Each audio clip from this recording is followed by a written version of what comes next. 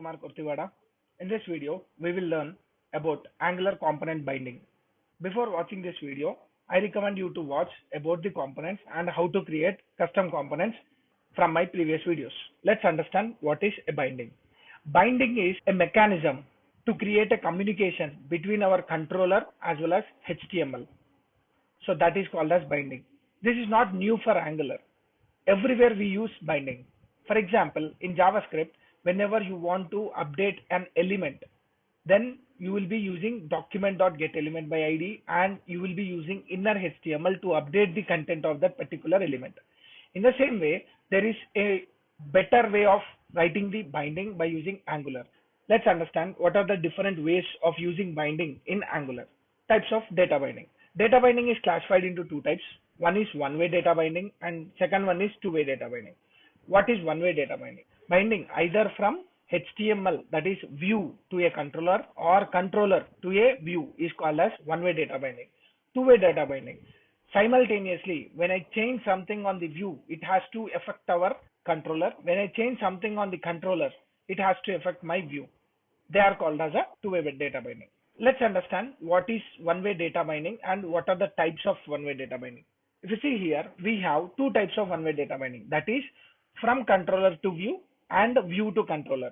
The communication between the controller and view is called as one-way data binding. Let's understand how can we achieve from controller to view data binding. Types of one-way data binding. From controller to view. First mechanism or strategy is interpolation. Whenever you want to display some values inside your HTML, you can use interpolation, and that are not static. They are coming dynamically either from the controller or some other place. So that's called as interpolation. And the syntax for the interpolation is the variable enclosed between the two flower bases is called as an interpolation. If you want to use a variables or the dynamic values over the properties of a HTML, then we will go up with the property binding. This can be used for properties of HTML elements, and below is the syntax. You will be having some elements, and each and every element will have some properties, and that properties can be passed dynamically by using property binding. Class binding. This is used for applying dynamic CSS. So, for example, in JavaScript, we use it to have document.getElementById.add class and remove class. These are the methods which are used to add the dynamic CSS in our JavaScript. That has been made very simple by using class binding. Just we will be using an attribute called as ng class with a property binding, and we can write n number of conditions or n number of classes based on the conditions. And even we can get some classes from the controller by using ng class. Style binding. Whenever we want to use or apply dynamic styles based on the conditions, we can use ng style. This is similar to JavaScript set style. There is a method called as style, and inside that set style we can pass the style properties. That is how the style binding works. Attribute binding. As per Angular, every attributes or the properties are not considered as original properties.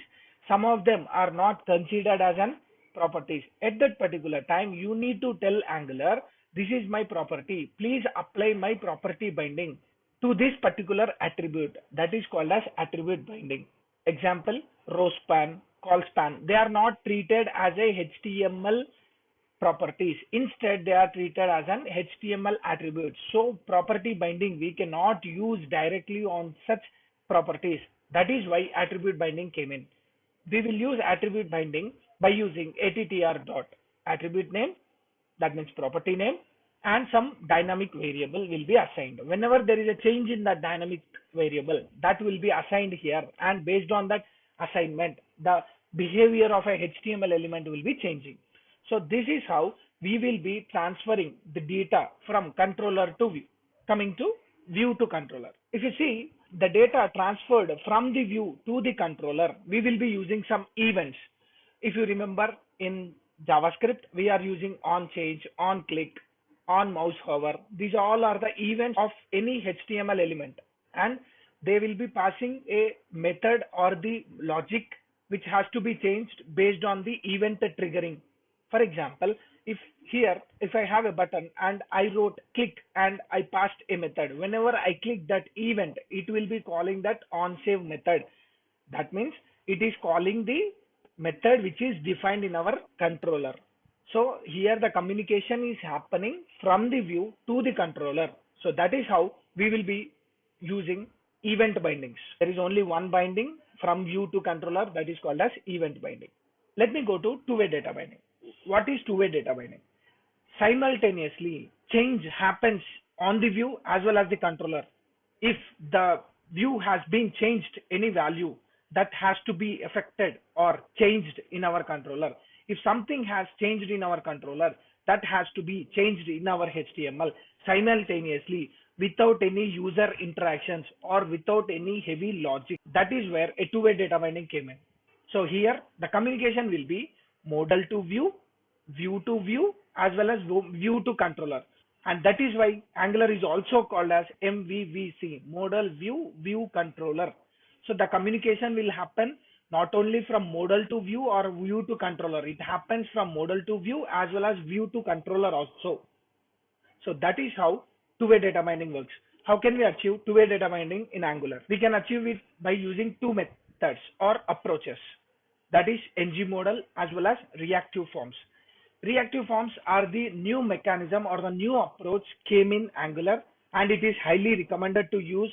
ng modal is also used for two-way data binding. But what is the difference and when to use ng modal, when to use reactive forms? Let's understand that. Types of two-way data binding.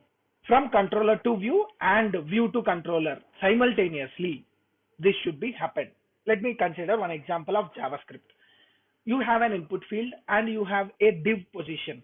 Whenever the user enters or changes the value inside the input field, that has to be shown below the input field simultaneously. What is our approach? On change of an input element, we'll be calling a method. On every change, we will be getting the element, that is paragraph or div element, and we'll try to update it by using inner HTML. So there is a very big process to do this. But by ng modal or for reactive forms, we can achieve this with very simple attributes, and the remaining functionality will be taken care by Angular. ng modal. When to use ng modal? It is used to communicate from controller to view and view to controller at a time. That means simultaneously. It is mostly used to do all the operations on the HTML content, and it is not recommended to use for the complex forms because it's bit tricky to maintain, and it's a bit complex to add lot of conditions or lot of content over the HTML content. So that is why ng modal is recommended only for the small set of forms. And when you have a complex forms and when you have more logic and more validations to be performed on the forms, it is always recommended to use reactive forms. It is very high performance and both acts the same, but as per the usage, reactive forms is better compared to ng modal. Most of the operations or the actions can be controlled from the controller itself. This is a new way of handling the forms and their validations. Any complex forms can be easily handled by using reactive forms. So whenever you have simple forms with 2 fields or 3 fields and don't have many logics to perform on that, then go with ng modal. If you have very complex forms, then always recommend to go with reactive forms. And not only for the simple forms, not only for the complex forms, whatever the form you can use directly the default one as reactive forms. Note, this two-way data binding like ng modal as well as reactive forms has to be performed on HTML form elements itself like checkbox, input field, text areas, but this will not work out in the div or paragraph or normal HTML elements. So that is how ng modal and reactive forms works. In this video, we have covered all the different types of data binding, but in the next videos, we will see each and every data binding, how it works and what is the impact of each and every data binding in our Angular application. So don't miss the next videos. I hope everyone liked this video. If you like my video, please share, like, subscribe to my channel and click on the bell notification for more updates. Signing off. Thank you.